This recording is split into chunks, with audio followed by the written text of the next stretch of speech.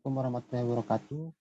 Nama saya Fadil Muharom dengan teman saya Raca Mustafa Dana. Hari ini saya akan menjelaskan bab 4, yaitu tentang pengaturan lembaga pembiayaan.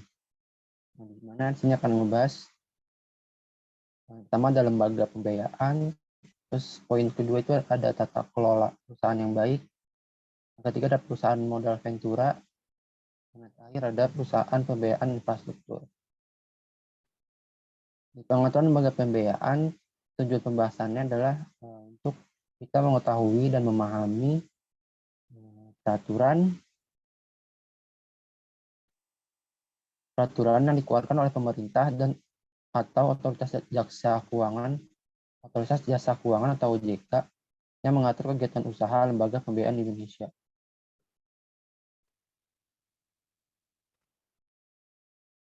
Nah, yang pertama itu ada dalam lembaga pembiayaan. Dan lembaga pembiayaan itu yang pertama ada perizinan usaha dan kelembagaan.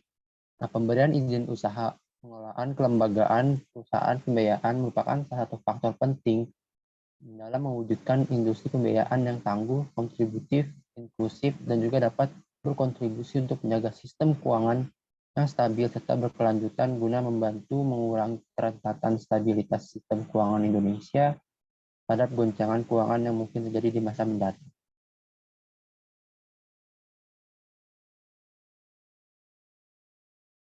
Dan selanjutnya ada bentuk badan hukum, izin usaha, dan permodalan. Nah, setiap pihak yang akan mendirikan perusahaan pembiayaan harus mendirikan perusahaan pembiayaan dalam bentuk badan hukum perseroan terbatas atau koperasi.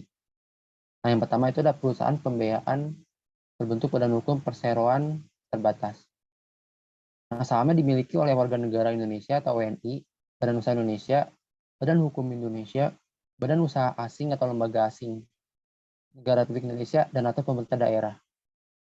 Untuk memperoleh izin usaha, direksi perusahaan pembiayaan harus mengajukan permohonan izin usaha kepada OJK dengan melampirkan dokumen pendukung sebagaimana diatur dalam POJK nomor 28 per POJK titik 05 per 2015 tentang perizinan usaha dan kelembagaan perusahaan pembiayaan.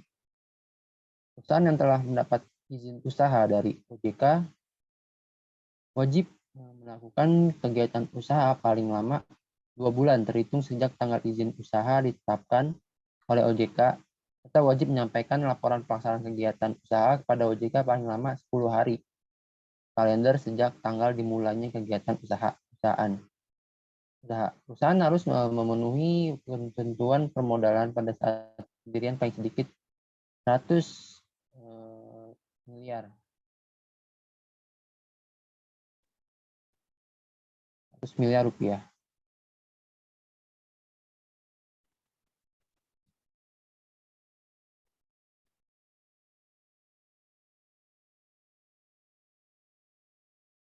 Nah, yang kedua, perusahaan pembiayaan berbentuk badan hukum koperasi. Ketentuan kepemilikan modal perusahaan pembiayaan mengikuti peraturan perundang-undangan di bidang perkoperasian. Untuk memperoleh izin usaha, pengurus perusahaan pembiayaan harus mengajukan permohonan izin usaha pada OJK dengan melampirkan dokumen pendukung sebagaimana diatur dalam peraturan OJK nomor 28 per POJK titik 05 per 2015 tentang perizinan usaha dan kelembagaan perusahaan pembiayaan. Perusahaan yang telah mendapat izin usaha dari OJK wajib melakukan kegiatan usaha paling lama 2 bulan terhitung sejak tanggal izin usaha ditetapkan oleh OJK serta wajib menyampaikan laporan pelaksanaan kegiatan usaha kepada OJK paling lama 10 hari kalender sejak tanggal dimulainya kegiatan usaha. Perusahaan harus memenuhi ketentuan permodalan pada saat pendirian paling sedikit 50 miliar rupiah.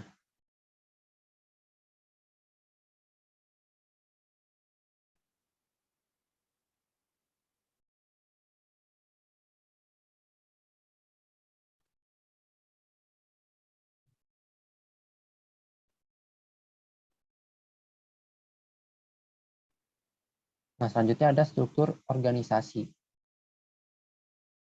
Perusahaan pembiayaan juga wajib mempunyai struktur organisasi yang menggambarkan secara jelas paling sedikit fungsi. 1. Administrasi dan pembukuan. 2. Pemasaran, analisis kelayakan, pembiayaan, dan penagihan. 3. Manajemen risiko termasuk pengendalian internal. Dan 4. Penerapan prinsip mengenal nasabah. Yang wajib dilengkapi dengan uraian tugas, pemenang tanggung jawab, dan prosedur kerja secara tertulis.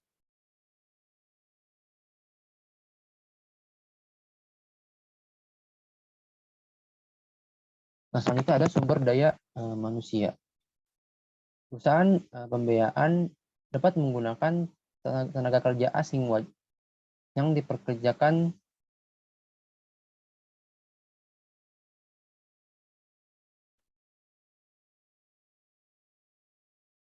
sebagai tenaga ahli dengan level jabatan satu tingkat di bawah direksi, penasihat, dan konsultan. Wajib memenuhi persyaratan. Yang pertama itu ada memiliki keahlian yang sesuai dengan bidang tugas yang akan menjadi tanggung jawabnya. Dan yang kedua, memenuhi ketentuan perundang-undangan di bidang ketenaga kerjaan. Nah, perusahaan yang mempekerjakan tenaga asing wajib terlebih dahulu melaporkan kepada OJK paling lama 30 hari kalender sebelum tenaga kerja asing tersebut dipekerjakan.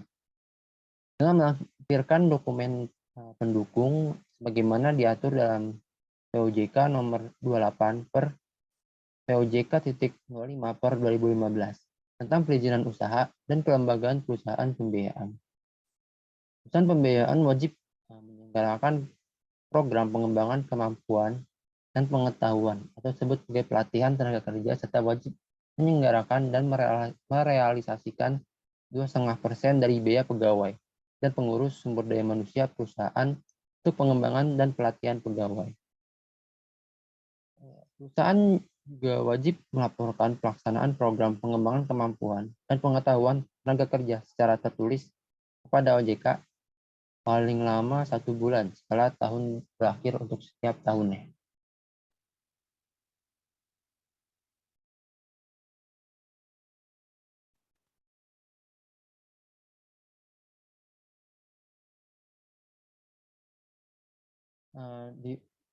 Selanjutnya ada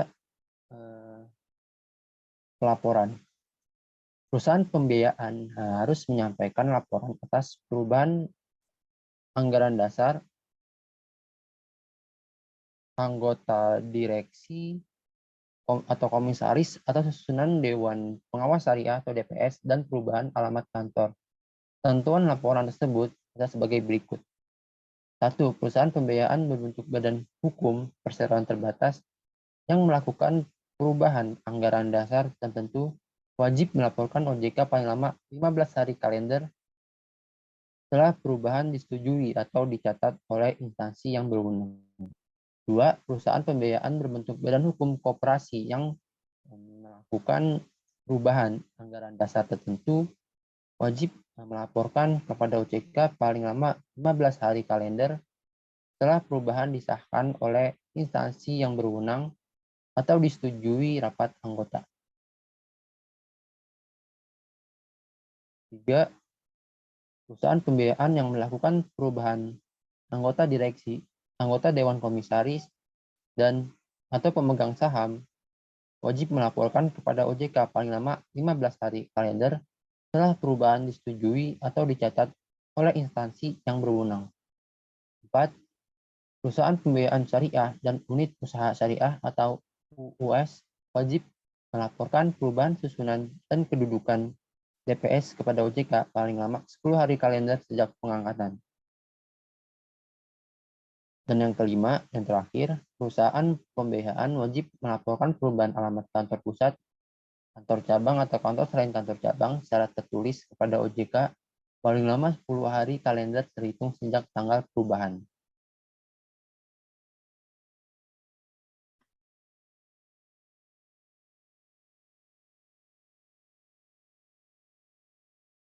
Selanjutnya ada penggabungan, peleburan, pengambil alihan, dan pemisahan. Nah, perusahaan pembiayaan yang akan melakukan penggabungan atau peleburan atau pengambil alihan wajib menyampaikan rencana pelaksanaan kepada OJK untuk mendapatkan persetujuan. Perusahaan pembiayaan yang melakukan penggabungan atau peleburan hanya dapat dilakukan oleh perusahaan dengan bentuk badan hukum yang sama. Perusahaan pembiayaan yang melakukan pengambil alihan wajib memenuhi ketentuan mengenai kepemilikan saham, batas maksimal total kepemilikan asing, dan batas maksimal jumlah penyertaan langsung. Perusahaan pembiayaan yang menerima penggabungan wajib melaporkan penggabungan atau perusahaan hasil peleburan wajib melaporkan peleburan secara tertulis kepada OJK paling lama 10 hari kalender terhitung sejak tanggal diterimanya persetujuan atau pemberitahuan perubahan anggaran dasar dari instansi berwenang. Perusahaan pembiayaan yang diambil alih wajib melaporkan pengambil alihan secara tertulis kepada OJK paling lama 10 hari kalender terhitung sejak tanggal akta pengambil alihan yang dibuat di hadapan notaris. Perusahaan pembiayaan dapat melakukan pemisahan dengan cara pemisahan murni atau pemisahan tidak murni. Pemisahan murni harus mengakibatkan seluruh aset, liabilitas, dan ekuitas yang perusahaan beralih karena hukum kepada dua perusahaan lain atau lebih yang menerima peralihan. Dan perusahaan yang melakukan pemisahan tersebut berakhir karena hukum. Karena pemisahan tidak murni itu harus mengakibatkan sebagian aset, liabilitas, atau ekuitas perusahaan beralih karena hukum kepada satu perusahaan lain atau lebih yang menerima peralihan. Dan perusahaan yang melakukan pemisahan tersebut tetap ada. Perusahaan dapat melakukan pemisahan murni dengan cara mendirikan perusahaan baru. Perusahaan dapat melakukan pemisahan tidak murni dengan cara mendirikan perusahaan baru atau mengalihkan sebagian aset, liabilitas, atau ekuitas perusahaan kepada perusahaan lain yang telah memperoleh izin usaha.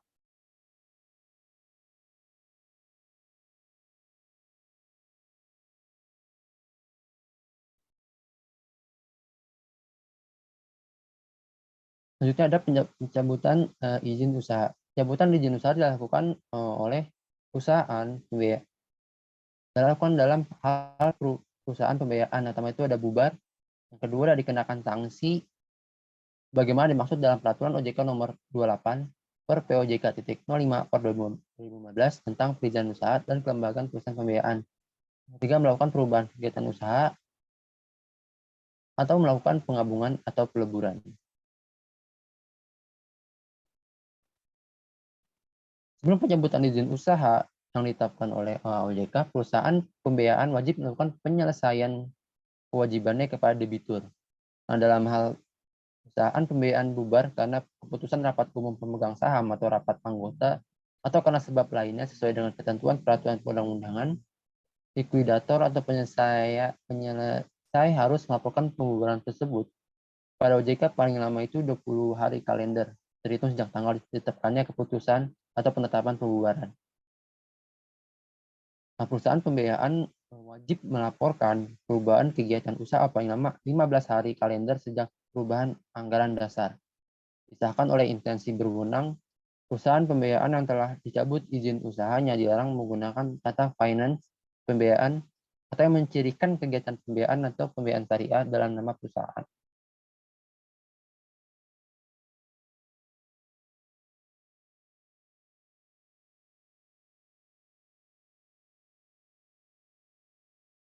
Nah, selanjutnya itu ada penyelenggaraan usaha. Bagian A itu ada perjanjian pembiayaan. Seluruh perjanjian pembiayaan antara perusahaan pembiayaan dengan debitur wajib dibuat secara tertulis yang paling sedikit memuat satu jenis kegiatan usaha dan cara pembiayaan, dua nomor dan tanggal perjanjian, tiga identitas para pihak, empat barang atau jasa pembiayaan, lima nilai barang atau jasa pembiayaannya, enam jumlah piutang dan nilai angsuran pembiayaan, 7 jangka waktu dan tingkat suku bunga pembiayaan, 8 objek anggunan jika ada, 9 rincian biaya-biaya terkait dengan pembiayaan yang diberikan paling sedikit memuat biaya survei, biaya asuransi atau penjaminan atau fidusia, biaya provisi dan biaya notaris. 10 klausul pembebanan fidusia secara jelas apabila ada mekanisme apabila terjadi perselisihan dan pemilihan tempat penyelesaian perselisihan, 12 ketentuan mengenai hak dan kewajiban para pihak, dan 13 terakhir ketentuan mengenai denda.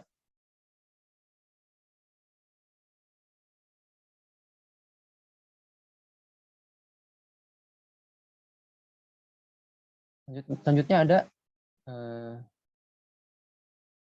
B, bagian B, mitigasi risiko pembiayaan.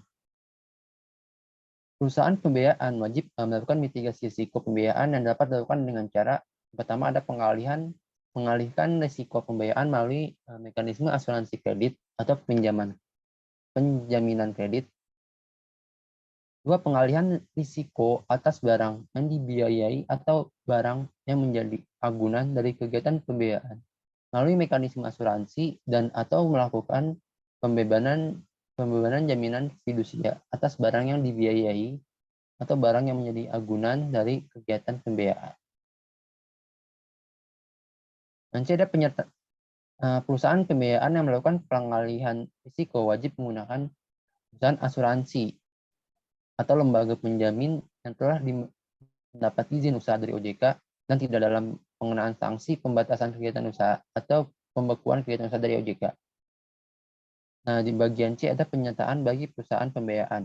Dalam peraturan yang berlaku saat ini, penyataan modal oleh perusahaan pembiayaan maksimum ditetapkan sebesar 25% dari modal sendiri perusahaan yang menerima penyataan serta sebesar 40% dari modal sendiri perusahaan pembiayaan.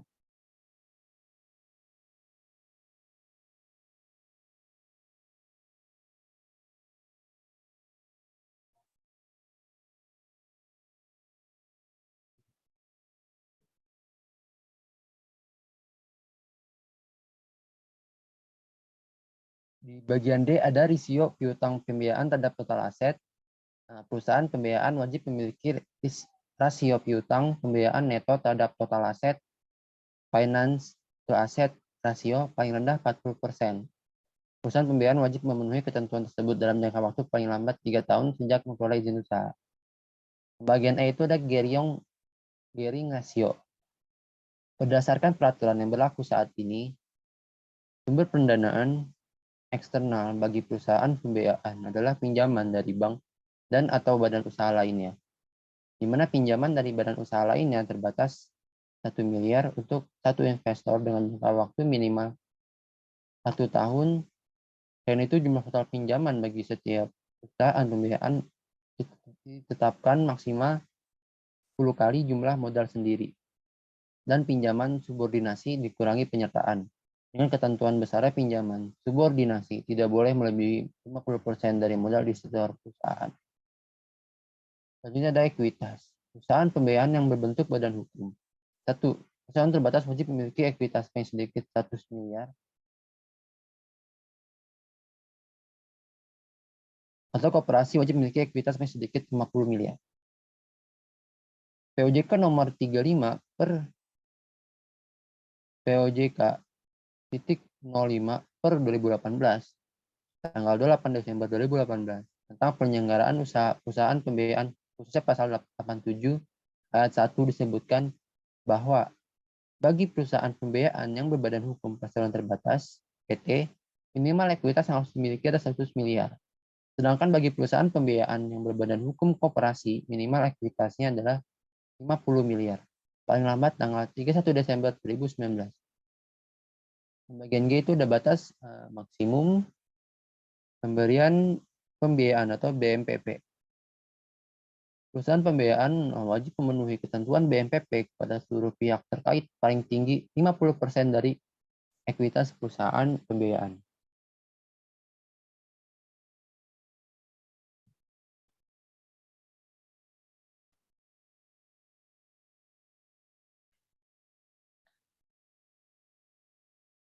Selanjutnya ada bagian H, uang muka pembiayaan konsumen.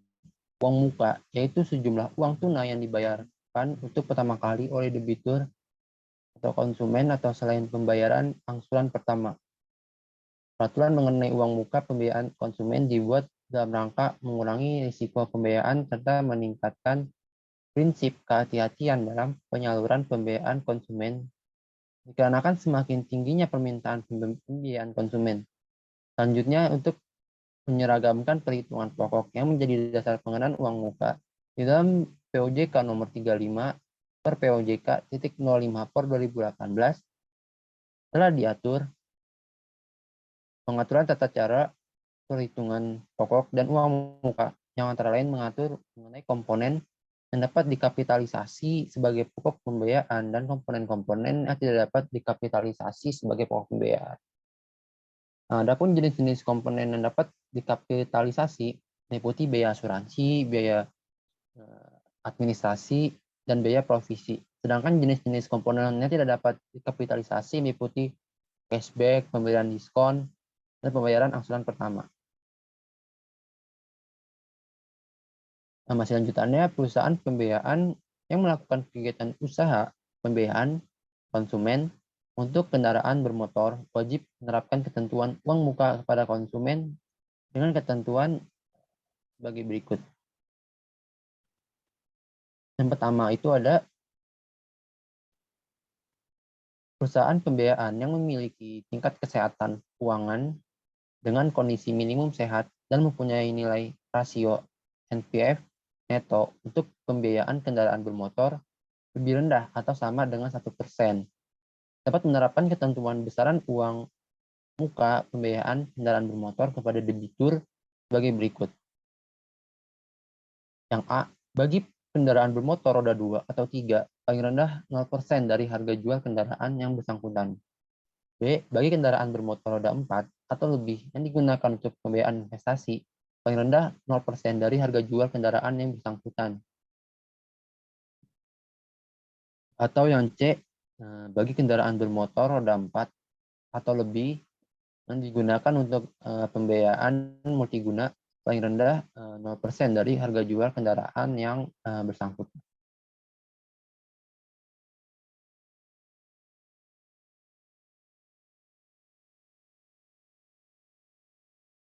Nomor 2 itu ada perusahaan pembiayaan yang memiliki tingkat kesehatan keuangan dengan kondisi minimum sehat dan mempunyai nilai rasio NPF neto untuk pembiayaan kendaraan bermotor lebih tinggi 1% dan lebih rendah atau sama dengan 3%. Wajib menerapkan ketentuan besaran uang muka pembiayaan kendaraan bermotor kepada debitur sebagai berikut. Yang A itu ada bagi kendaraan bermotor roda 2 atau 3, paling rendah 10% dari harga jual kendaraan yang bersangkutan. Yang B, bagi kendaraan bermotor roda 4 atau lebih yang digunakan untuk pembiayaan investasi, paling rendah 10% dari harga jual kendaraan yang bersangkutan. Atau C, bagi kendaraan bermotor roda 4 atau lebih yang digunakan atau pembiayaan multiguna, paling rendah 10% dari harga jual kendaraan yang bersangkutan.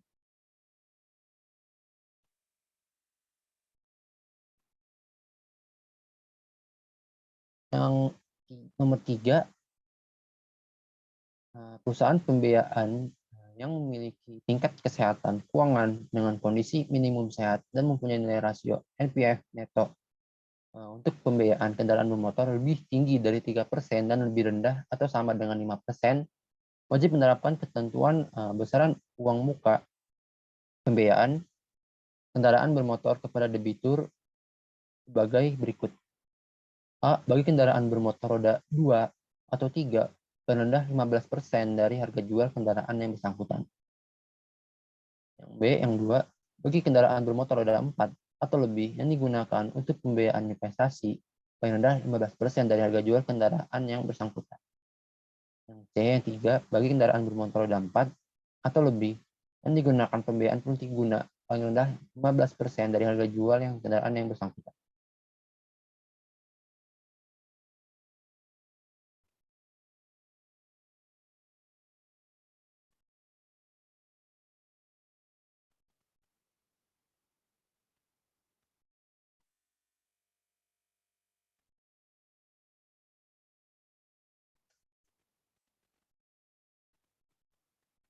Nomor 4 itu ada perusahaan pembiayaan yang tidak memenuhi tingkat kesehatan keuangan dengan kondisi minimum sehat dan mempunyai nilai rasio NPF neto untuk pembiayaan kendaraan bermotor lebih rendah atau sama dengan 5%.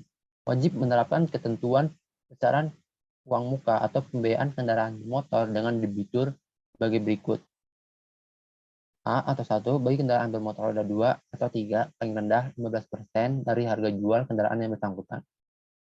Yang 2 B bagi kendaraan bermotor roda 4 atau lebih yang digunakan untuk pembiayaan investasi paling rendah 15% dari harga jual kendaraan yang bersangkutan. Yang C bagi kendaraan bermotor roda 4 atau lebih yang digunakan untuk pembiayaan multiguna paling rendah 20% dari harga jual kendaraan yang bersangkutan.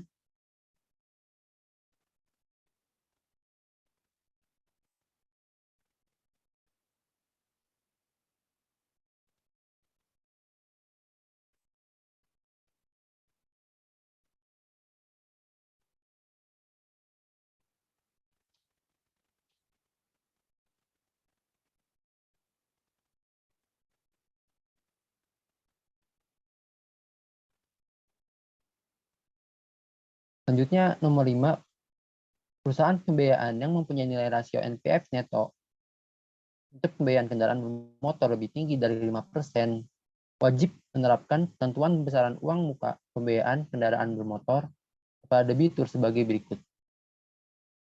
1. Bagi kendaraan bermotor roda 2 atau 3 paling rendah 20% dari harga jual kendaraan yang bersangkutan.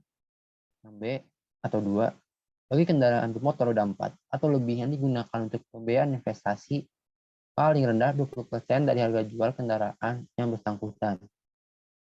Atau yang C3 bagi kendaraan bermotor roda 4 atau lebih yang digunakan untuk pembiayaan multiguna paling rendah 25% dari harga jual kendaraan yang bersangkutan.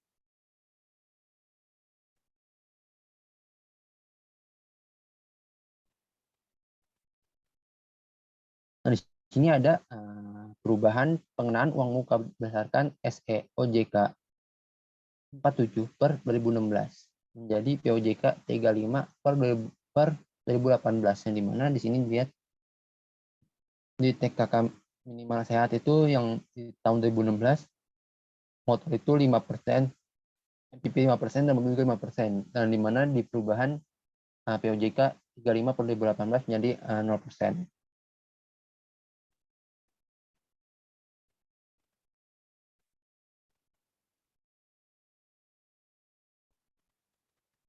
Selanjutnya ada kewajiban pendaftaran fidusia. Undang-Undang Nomor 42 Tahun 1999 tentang jaminan fidusia telah jelas memberikan pengaturan mengenai prosedur yang berkaitan dengan jaminan fidusia. Salah satu poin penting pada UU tersebut adalah adanya kewajiban untuk mendaftar jaminan fidusia atas suatu benda atau objek yang dibebani dengan jaminan fidusia. Perusahaan wajib pembiayaan yang melakukan pembiayaan dengan pembebanan jaminan fidusia wajib mendaftarkan jaminan fidusia dimaksud pada kantor pendaftaran fidusia sesuai UU yang mengatur mengenai jaminan fidusia. Termasuk juga pembiayaan yang dilakukan dengan channeling atau joint financing. Perusahaan pembiayaan wajib mendaftarkan jaminan fidusia pada kantor pendaftaran jaminan fidusia paling lambat 1 bulan terhitung sejak tanggal perjanjian pembiayaan.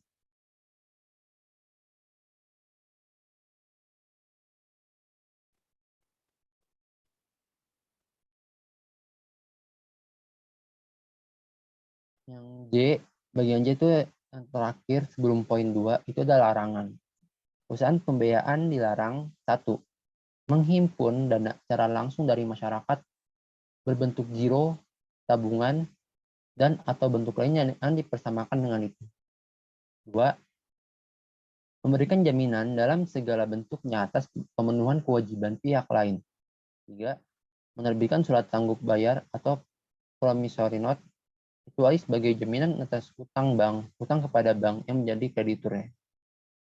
4. Melakukan tindakan yang menyebabkan atau memaksa lembaga keuangan lainnya yang berada di bawah pengawasan OJK melanggar peraturan perundang-undangan yang berlaku dan atau melakukan tindakan yang menyebabkan atau memaksa lembaga keuangan lainnya yang berada di bawah pengawasan OJK menghindari peraturan perundang-undangan yang berlaku.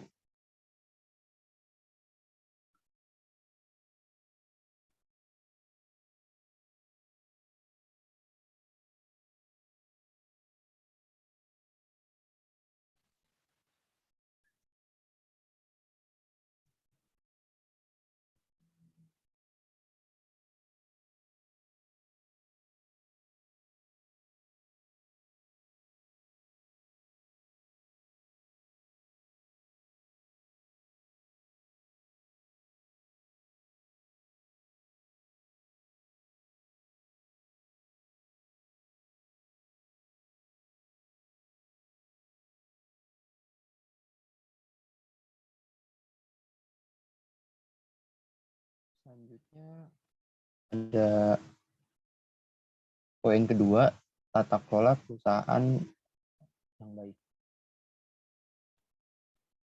Dan yang pertama itu ada penerapan tata kelola perusahaan yang baik.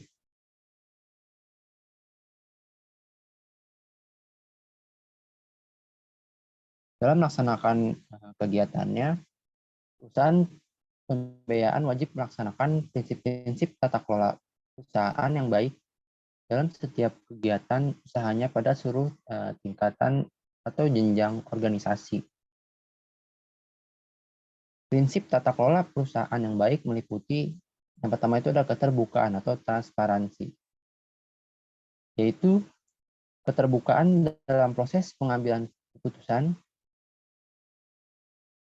dan keterbukaan dalam pengungkapan dan penyediaan informasi yang relevan mengenai perusahaan yang mudah diakses oleh pemangku kepentingan sesuai dengan peraturan perundang-undangan di bidang pembiayaan serta standar, prinsip, dan praktik penyelenggaraan usaha pembiayaan yang sehat.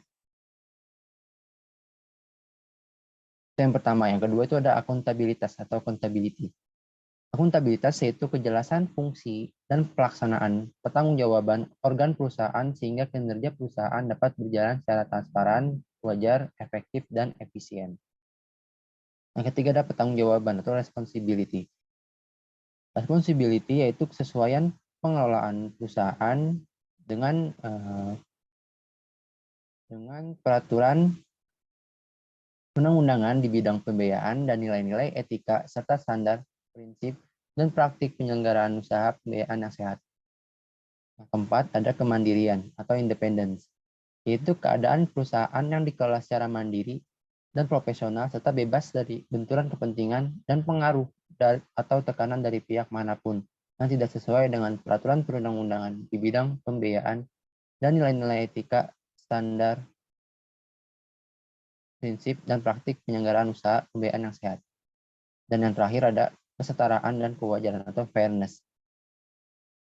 Kesetaraan dan kewajaran yaitu kesetaraan, keseimbangan, dan keadilan di dalam memenuhi hak-hak pemangku kepentingan yang timbul berdasarkan perjanjian, peraturan perundang-undangan, dan nilai-nilai etika serta standar, prinsip, dan praktik penyelenggaraan usaha pembiayaan yang sehat.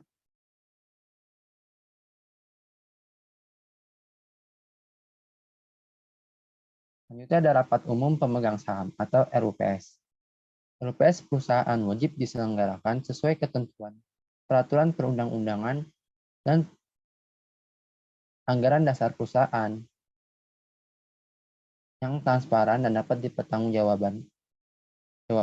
Dalam pengambilan keputusan, RUPS harus menjaga kepentingan semua pihak, khususnya kepentingan debitur, kreditur, dan kepentingan pemegang saham minoritas.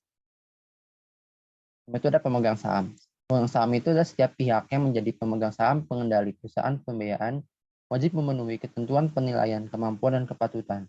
Pemegang saham perusahaan pembiayaan dilarang mencampuri kegiatan operasional perusahaan pembiayaan yang menjadi tanggung jawab direksi sesuai dengan ketentuan anggaran dasar perusahaan dan peraturan perundang-undangan, kecuali dalam rangka melaksanakan hak dan kewajiban selaku RUPS. Kalau itu ada direksi. Perusahaan pembiayaan wajib memiliki anggota direksi yang membawakan fungsi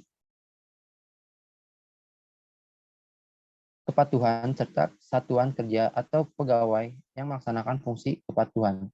Perusahaan pembiayaan yang memiliki aset lebih dari 200 miliar wajib dimiliki paling sedikit 3 orang anggota direksi. Untuk perusahaan pembiayaan yang memiliki aset sampai dengan 200 miliar, wajib memiliki paling sedikit 2 orang anggota direksi. Perusahaan pembiayaan yang di dalamnya terdapat kepemilikan asing baik secara langsung maupun tidak langsung wajib memiliki paling sedikit 50% anggota direksi yang merupakan warga negara Indonesia. Bagi anggota direksi berkewarganegaraan asing, itu wajib memiliki surat izin menetap dan surat izin bekerja dari instansi berwenang. Direksi perusahaan pembiayaan wajib menyelenggarakan rapat direksi secara berkala paling sedikit 1 kali dalam 1 bulan. Direksi perusahaan pembiayaan wajib menghadiri rapat direksi paling sedikit 50% dari jumlah rapat direksi dalam periode 1 tahun.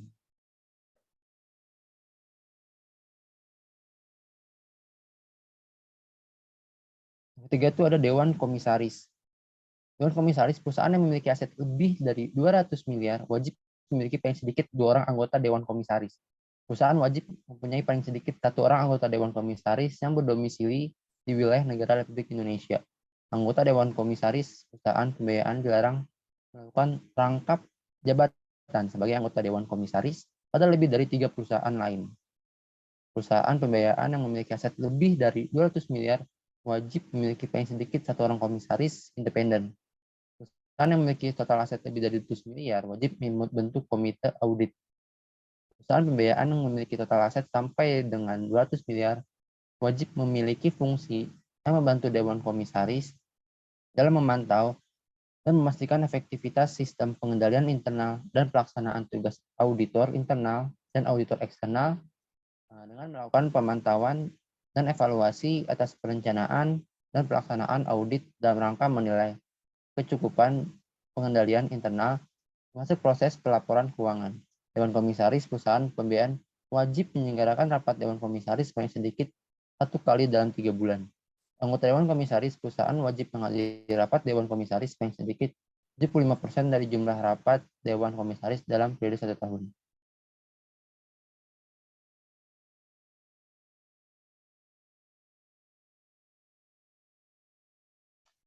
Dalam etika bisnis, direksi Dewan Komisaris, DPS, dan karyawan perusahaan dilarang menawarkan atau memberikan sesuatu, baik langsung maupun tidak langsung kepada pihak lain, untuk mempengaruhi pengambilan keputusan yang terkait dengan transaksi pembiayaan dengan melanggar ketentuan perundang-undangan yang berlaku. Perusahaan wajib membuat pedoman tentang perilaku etis yang memuat nilai etika berusaha sebagai panduan bagi organ perusahaan, seluruh karyawan, dan perusahaan. Selanjutnya ada pelaporan. Dan yang terakhir,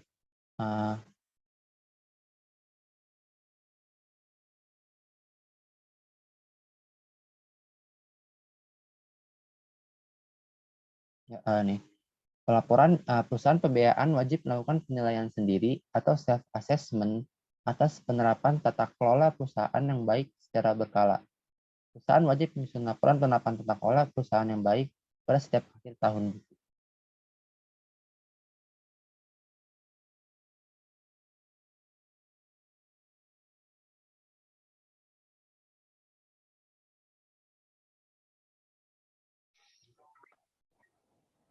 Selanjutnya, saya akan membahas poin ketiga, perusahaan modal Ventura. Paket peraturan OJK mengenai perusahaan modal Ventura atau PMV terdiri dari 4 POJK, yaitu 1. POJK nomor 34, POJK 05 tahun 2015 tentang perizinan usaha dan kelembagaan perusahaan modal Ventura. Yang kedua, POJK nomor 35, POJK 05 tahun 2015 tentang penyelenggaraan usaha perusahaan modal Ventura. Yang ketiga, POJK nomor 36, POJK 05 tahun 2015 tentang tata kelola perusahaan yang baik bagi perusahaan modal Ventura. Dan yang terakhir, POJK nomor 37, POJK 05 tahun 2015 tentang pemeriksaan langsung perusahaan modal Ventura. Paket POJK mengenai perusahaan modal Ventura ini ditetapkan oleh Ketua Dewan Komisioner OJK pada tanggal 21 Desember tahun 2015 dan diundangkan pada tanggal 28 Desember tahun 2015. PMV dapat didirikan dalam bentuk perseroan terbatas atau PT, koperasi atau perseroan komanditer. Berdasarkan pasal 1 POJK nomor 34 POJK 05 tahun 2015 tentang perizinan usaha dan kelembagaan perusahaan modal Ventura, beberapa definisi yang terkait dengan PMV adalah sebagai berikut. PMV adalah badan usaha yang melakukan kegiatan usaha modal Ventura, pengelolaan dana Ventura, kegiatan jasa berbasis fee, dan kegiatan lain dengan persetujuan otoritas jasa keuangan. Kemudian, usaha modal Ventura adalah usaha pembiayaan melalui penyertaan modal dan atau pembiayaan untuk jangka waktu tertentu dalam rangka pengembangan usaha pasangan usaha atau debitur. Kemudian, pasangan usaha adalah orang perseorangan atau perusahaan termasuk usaha mikro, kecil, menengah, dan koperasi yang menerima penyertaan modal dan atau investasi berdasarkan prinsip bagi hasil dari PMV, PMVS, atau UUS. Dan kemudian yang terakhir, debitur adalah orang perseorangan atau perusahaan termasuk usaha mikro, kecil, menengah, dan koperasi yang menerima pembiayaan usaha produktif dari PMV. PMV dapat melakukan 4 kegiatan usaha, yaitu 1. Penyertaan saham atau equity participation, yaitu penyertaan modal secara langsung kepada pasangan usaha yang berbentuk badan hukum PT untuk jangka waktu paling lama 10 tahun. Yang kedua, penyertaan melalui pembelian obligasi konversi atau quasi equity participation, yaitu dilakukan dalam bentuk pembelian obligasi konversi atau obligasi konversi syariah yang diterbitkan oleh pasangan usaha yang berbentuk badan hukum PT. Ketiga, pembiayaan melalui pembelian surat utang yang diterbitkan pasangan usaha pada tahap rintisan awal atau startup dan atau pengembangan usaha. Dan yang keempat, pembiayaan usaha produktif, yaitu penyaluran pembiayaan kepada debitur yang bertujuan untuk menghasilkan barang dan atau jasa yang meningkatkan pendapatan bagi debitur. Selanjutnya ada ketentuan permodalan PMV baru adalah sebagai berikut. Seperti yang ada di gambar, ada jenis perusahaan. Yang pertama ada perseroan terbatas. Permodalan PMV baru yaitu 50 miliar rupiah. Kemudian permodalan PMV syariah baru yaitu 20 miliar rupiah. Terus yang jenis perusahaan koperasi, permodalan PMV baru 25 miliar rupiah. Kemudian permodalan PMV syariah baru 10 miliar rupiah. Dan kemudian jenis perusahaan perseroan komanditer, permodalan PMV baru 25 miliar rupiah. Kemudian permodalan PMV syariah baru sebesar 10 miliar rupiah.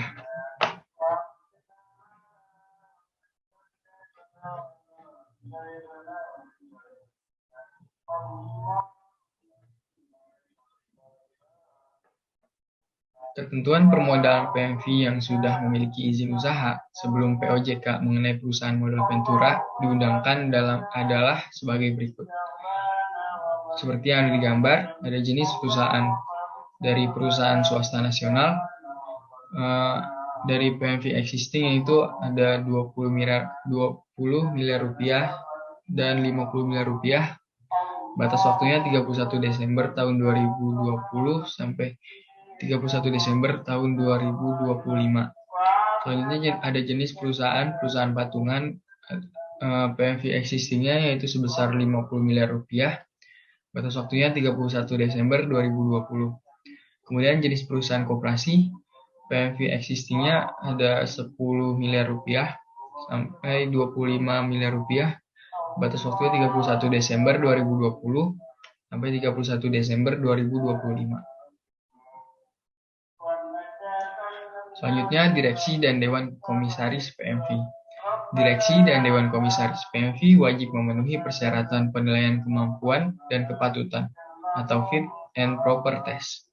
Dan paling sedikit harus memenuhi persyaratan sebagai berikut.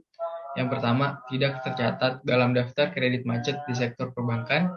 Yang kedua, tidak pernah dihukum karena tindak pidana kejahatan. Yang ketiga, salah satu direksi harus memiliki pengalaman operasional di bidang PMV atau perbankan atau lembaga keuangan lainnya, paling singkat 2 tahun. Dan yang keempat, tidak pernah dinyatakan pilot atau dinyatakan bersalah yang mengakibatkan suatu perseroan atau perusahaan dinyatakan pilot. Kemudian ada pelaporan. PMV harus menyampaikan laporan yang terdiri dari 1. Laporan bulanan. Disampaikan paling lama tanggal 10 bulan berikutnya sesuai dengan POJK nomor 3 POJK 05 tahun 2013 tentang laporan bulanan lembaga jasa keuangan non-bank. Laporan bulanan terdiri atas A. Laporan posisi keuangan, B. Laporan laba rugi komprehensif, yang C. Laporan perhitungan hasil usaha, D. Laporan arus kas, E. Laporan analisis kesesuaian aset dan liabilitas, dan yang F, laporan lain sesuai karakteristik masing-masing lembaga jasa keuangan non-bank. Tata cara pelaporan bulanan PMV diatur dalam SEOJK nomor 8 SEOJK 05 tahun 2013 tentang laporan bulanan perusahaan modal Ventura. Dan yang kedua, laporan keuangan tahunan yang telah diaudit oleh akuntan publik disampaikan paling lama 4 bulan setelah tahun berakhir. Kemudian, saya akan melanjutkan ke poin keempat, yaitu perusahaan pembiayaan infrastruktur. Dalam Peraturan Menteri Keuangan Nomor 100 PMK 010 Tahun 2019 tentang perusahaan pembiayaan infrastruktur, diatur segala hal mengenai perusahaan pembiayaan infrastruktur, mulai dari pendirian, izin usaha, kegiatan yang dilakukan, dan pelaporan. Perusahaan pembiayaan infrastruktur atau PPI adalah badan usaha yang khusus didirikan untuk melakukan pembiayaan dalam bentuk penyediaan dana pada proyek infrastruktur. Sementara infrastruktur itu sendiri, menurut Peraturan Menteri Keuangan Nomor 100 PMK 010 Tahun 2019 tentang perusahaan pembiayaan infrastruktur adalah prasarana yang dapat memperlancar mobilitas arus barang dan jasa.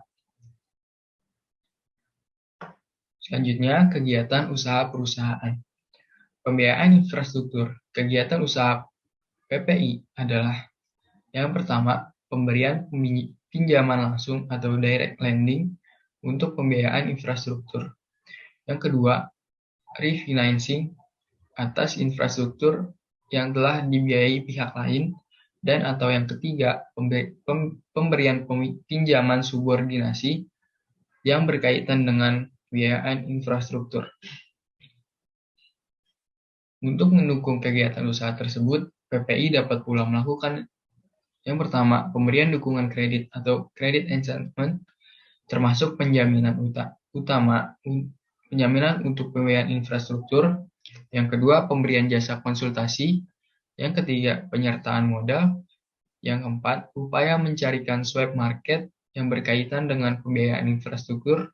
Dan atau yang kelima, kegiatan atau pemberian fasilitas lain yang terkait dengan pembiayaan infrastruktur setelah memperoleh persetujuan menteri.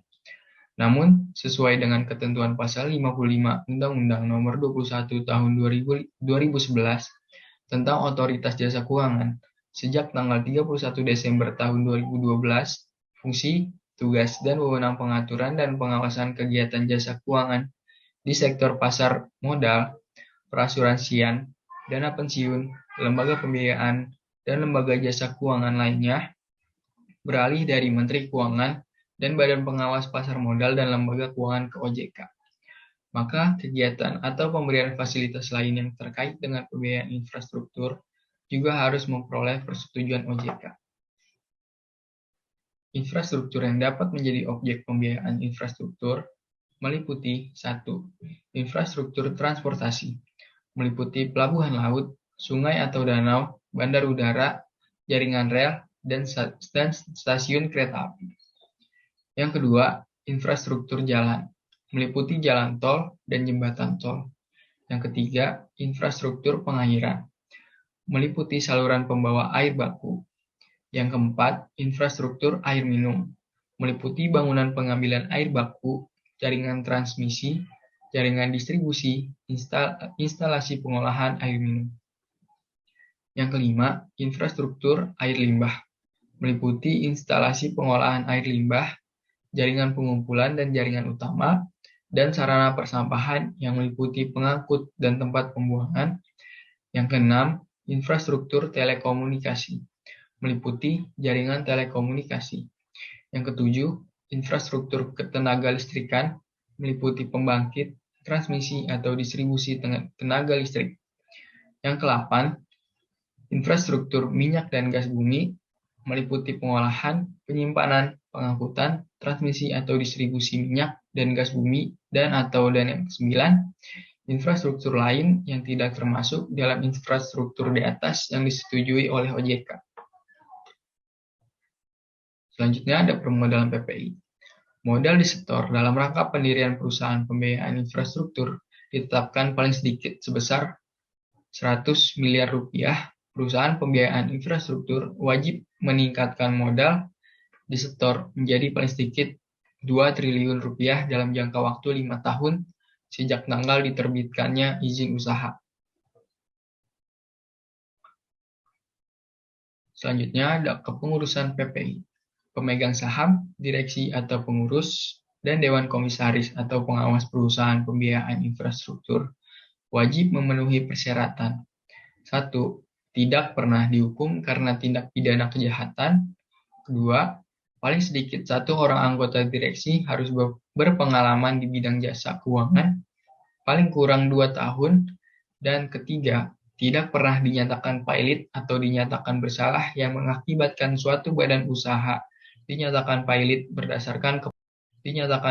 berdasarkan keputusan pengadilan yang mempunyai kekuatan hukum. Tetap direksi atau pengurus perusahaan pembiayaan infrastruktur wajib menetap di Indonesia dan dilarang melakukan perangkap jabatan sebagai direksi atau pengurus pada perusahaan pembiayaan infrastruktur lain.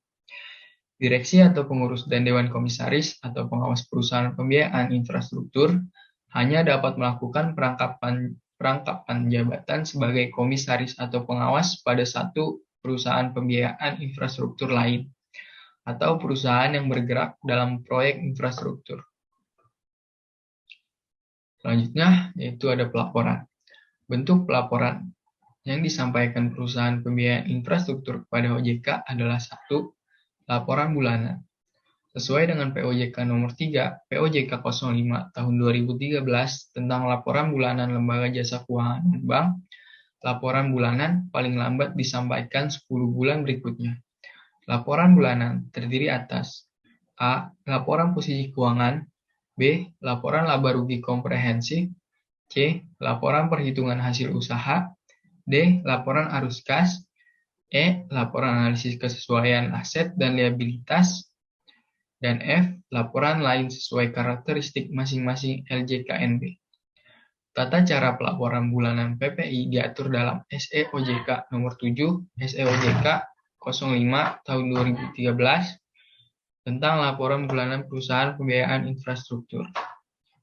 Yang kedua, laporan keuangan tribulanan untuk periode yang berakhir 31 Maret, 30 Juni, 30 September, dan 31 Desember. Yang ketiga, laporan kegiatan usaha semesteran untuk periode yang berakhir 30 Juni dan 31 Desember. Dan yang keempat, laporan keuangan tahunan yang telah diaudit oleh akuntan publik.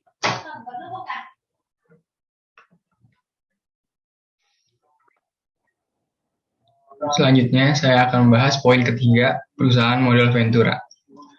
Paket peraturan OJK mengenai perusahaan modal Ventura atau PMV terdiri dari 4 POJK, yaitu 1. POJK nomor 34, POJK 05 tahun 2015 tentang perizinan usaha dan kelembagaan perusahaan modal Ventura. Yang kedua, POJK nomor 35, POJK 05 tahun 2015 tentang penyelenggaraan usaha perusahaan modal Ventura. Yang ketiga, POJK nomor 36, POJK 05 tahun 2015 tentang tata kelola perusahaan yang baik bagi perusahaan modal Ventura. Dan yang terakhir, POJK nomor 37, POJK 05 tahun 2015 tentang pemeriksaan langsung perusahaan modal Ventura. Paket POJK mengenai perusahaan modal Ventura ini ditetapkan oleh Ketua Dewan Komisioner OJK pada tanggal 21 Desember tahun 2015 dan diundangkan pada tanggal 28 Desember tahun 2015. PMV dapat didirikan dalam bentuk perseroan terbatas atau PT, koperasi atau perseroan komanditer.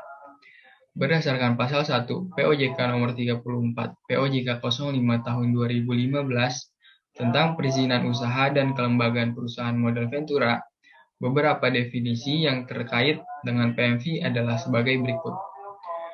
PMV adalah badan usaha yang melakukan kegiatan usaha modal Ventura, pengelolaan dana Ventura, kegiatan jasa berbasis fee, dan kegiatan lain dengan persetujuan otoritas jasa keuangan. Kemudian, usaha modal Ventura adalah usaha pembiayaan melalui penyertaan modal dan atau pembiayaan untuk jangka waktu tertentu dalam rangka pengembangan usaha pasangan usaha atau debitur. Kemudian, pasangan usaha adalah orang perseorangan atau perusahaan termasuk usaha mikro, kecil, menengah, dan koperasi yang menerima penyertaan modal dan atau investasi berdasarkan prinsip bagi hasil dari PMV, PMVS atau UUS. Dan kemudian yang terakhir, debitur adalah orang perseorangan atau perusahaan termasuk usaha mikro, kecil, menengah, dan koperasi yang menerima pembiayaan usaha produktif dari PMV. PMV dapat melakukan 4 kegiatan usaha, yaitu 1. Penyertaan saham atau equity participation, yaitu penyertaan modal secara langsung kepada pasangan usaha yang berbentuk badan hukum PT untuk jangka waktu paling lama 10 tahun.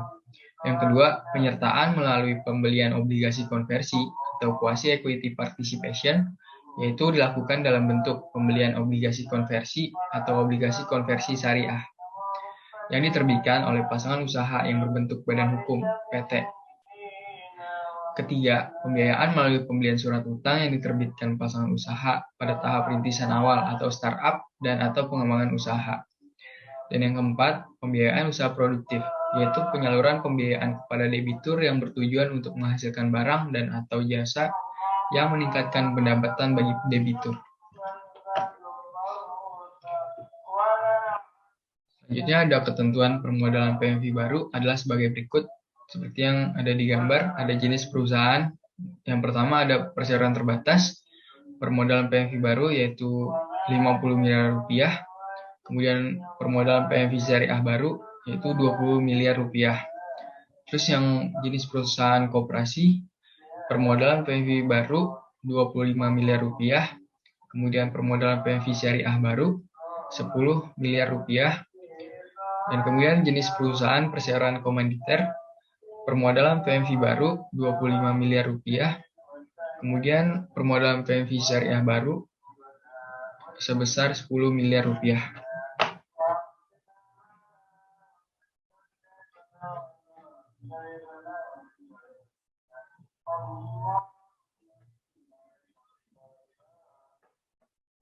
Ketentuan permodalan PMV yang sudah memiliki izin usaha sebelum POJK mengenai perusahaan modal Ventura diundangkan adalah sebagai berikut. Seperti yang ada di gambar, ada jenis perusahaan dari perusahaan swasta nasional, dari PMV existing yaitu ada 20 miliar rupiah dan 50 miliar rupiah. Batas waktunya 31 Desember tahun 2020 sampai 31 Desember tahun 2025. Selanjutnya ada jenis perusahaan patungan PMV existingnya yaitu sebesar 50 miliar rupiah. Batas waktunya 31 Desember 2020. Kemudian jenis perusahaan koperasi PMV existingnya ada 10 miliar rupiah sampai 25 miliar rupiah. Batas waktunya 31 Desember 2020 sampai 31 Desember 2025. Selanjutnya, Direksi dan Dewan Komisaris PMV.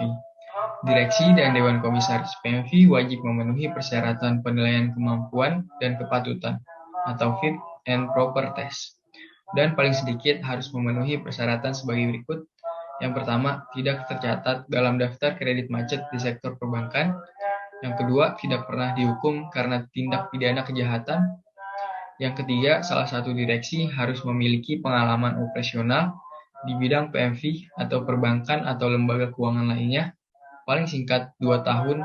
Dan yang keempat, tidak pernah dinyatakan pilot atau dinyatakan bersalah yang mengakibatkan suatu perseroan atau perusahaan dinyatakan pilot.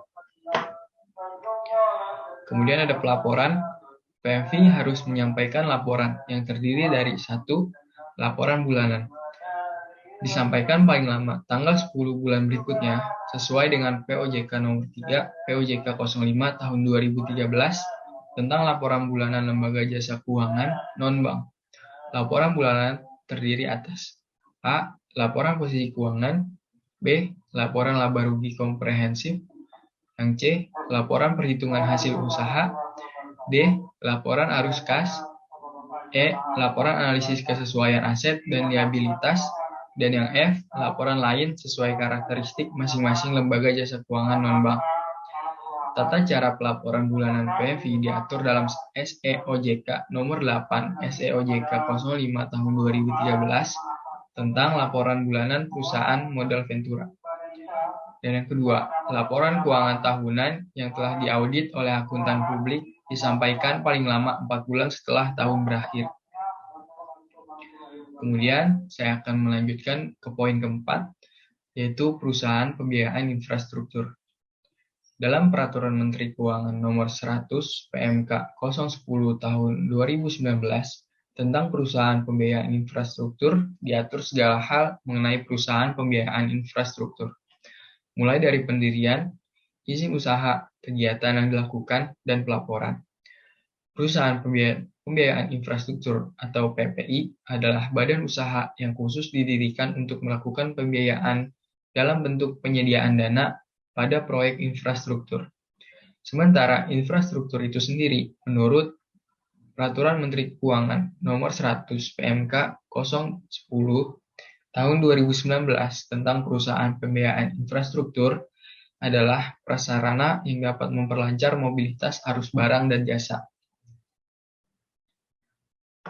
Selanjutnya, kegiatan usaha perusahaan. Pembiayaan infrastruktur. Kegiatan usaha PPI adalah yang pertama, pemberian pinjaman langsung atau direct lending untuk pembiayaan infrastruktur. Yang kedua, refinancing atas infrastruktur yang telah dibiayai pihak lain, dan atau yang ketiga, pemberian pinjaman subordinasi yang berkaitan dengan pembiayaan infrastruktur.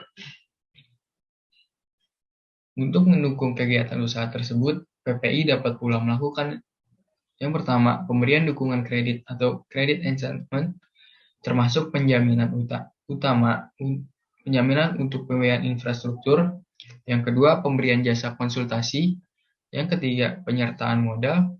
Yang keempat, upaya mencarikan swap market yang berkaitan dengan pembiayaan infrastruktur. Dan atau yang kelima, kegiatan atau pemberian fasilitas lain yang terkait dengan pembiayaan infrastruktur setelah memperoleh persetujuan menteri.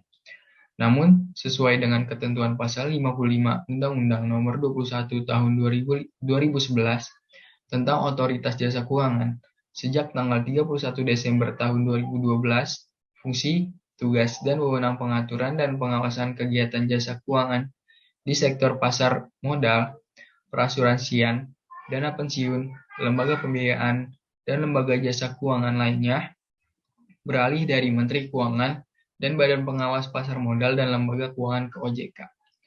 Maka kegiatan atau pemberian fasilitas lain yang terkait dengan pembiayaan infrastruktur juga harus memperoleh persetujuan OJK.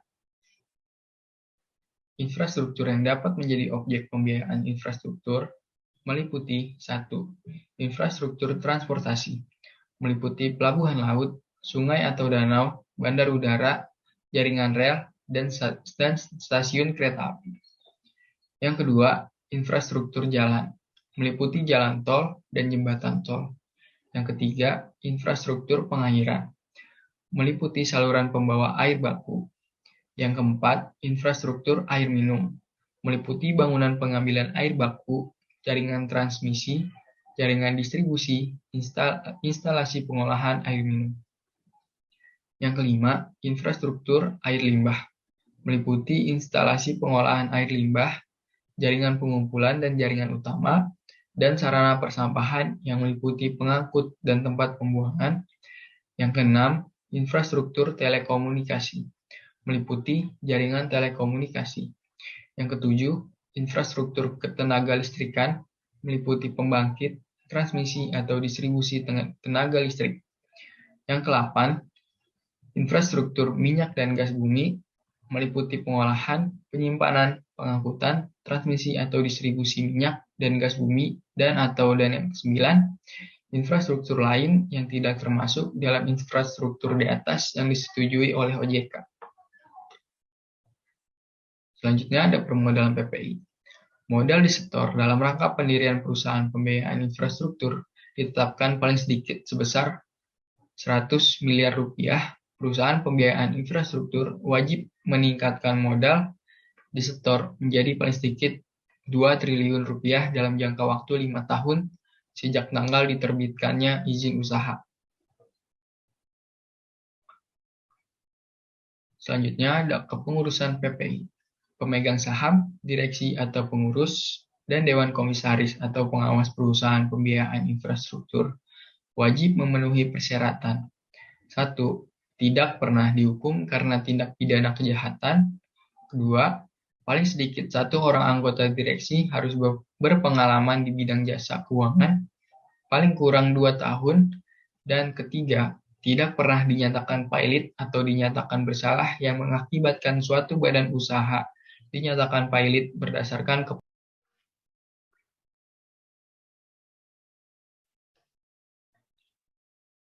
Mungkin itu materi bab 4 mengenai pengaturan lembaga pembiayaan mata kuliah manajemen lembaga pembiayaan yang dapat kami sampaikan. Jika ada kekurangan dan salah kata, kami mohon maaf. Wabillahi taufik wal hidayah. Wassalamualaikum warahmatullahi wabarakatuh.